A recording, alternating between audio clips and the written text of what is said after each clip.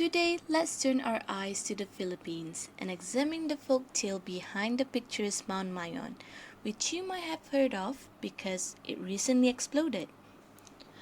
Our story begins, as so many do, with a beautiful princess being pursued by too many suitors.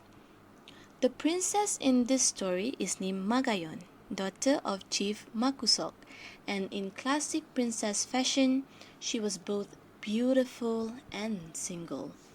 That is, until one day, while taking a bath in the river, she slipped and fell in and was rescued by this guy, Paga Noron, who then proposed to her on fairly short notice.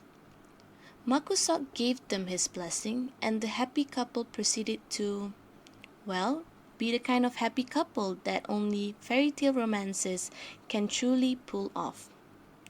But unfortunately, one of Magayon's former suitors, a guy named Paktuga, was not happy with the marriage of Paganoron and Magayon. So Paktuga kidnapped Makusok and demanded that Magayon marry him instead of Paganoron in exchange for her father's freedom, as he decided that was most reasonable course of action to deal with Magayon's marriage.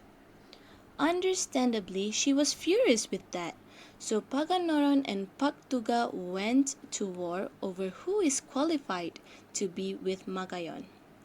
Now, what exactly happens next varies a little from telling to telling, but the short of it is, Paganoron killed Paktuga, but right as they were celebrating their victory, either Magayon or Paganoron was killed suddenly by one of Paktuga's warriors.